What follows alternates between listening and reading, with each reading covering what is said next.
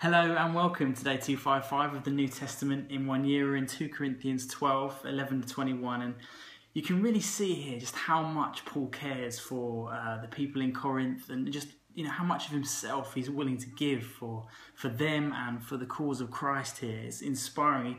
He talks in verse 13 about not wanting to be a burden but a benefit, and I think that's a challenge for all of us. Who can we not be a burden to but a benefit in their lives? But he's actually saying this in a kind of sarcastic tone. He's confronting some of his opposition, people that have been questioning his motives in his previous trips, in not when Paul hasn't received support. So he's kind of ironically saying, forgive me for not being a burden, when he knows full well that he's deliberately not been a burden. There's a real kind of sense of confrontation here, and his desire in all of this is to strengthen them in their faith, to set them in the right direction, to make sure that they're moving forward. He talks about in verse 20, he's afraid that when he does come and visit, there might be discord, jealousy, fits of rage, selfish ambition, slander, gossip, arrogance and disorder.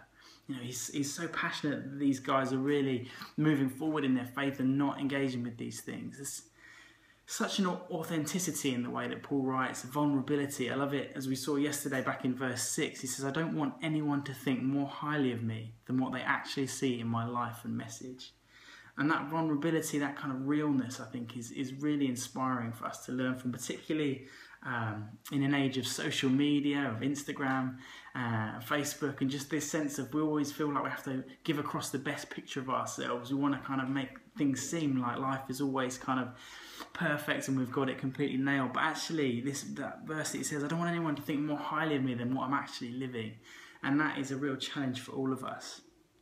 As Andy shared yesterday, God's power is made perfect in our weakness. And actually, it's in our weakness, in that vulnerability, that God can work best and God wants to use us. Pride is one of the biggest stumbling blocks to intimacy with God. And we can best live our lives as followers of Jesus out of that place of vulnerability and out of that place of authenticity and weakness, so that the power of Christ may work through us. God uses very, very ordinary people to do the extraordinary things. That's been the witness all through the Bible, all through church history. We see that, God doing amazing things through ordinary people. And you may well have heard this list before, but I'm just going to read it. Next time you feel like God can't use you, maybe remember some of these stories. Noah was drunk, Abraham was too old, Isaac was a daydreamer, Jacob was a liar, Leah was ugly, Joseph was abused, Moses had a stutter, Gideon was afraid, Samson was a flirt, Rahab was a prostitute, Jeremiah and Timothy were too young, David had an affair, Elijah was suicidal, Isaiah preached naked, Jonah ran from God, Naomi was a widow, Job went bankrupt, Peter denied Christ, Martha worried, Zacchaeus was too small, and Lazarus was dead. And I think that's just, it's just a snippet of people that God has done amazing things through in the Bible, and it continued throughout church history. And I just want to encourage you that out of that vulnerability, out of that authenticity, or wherever our weakness is, God can use us.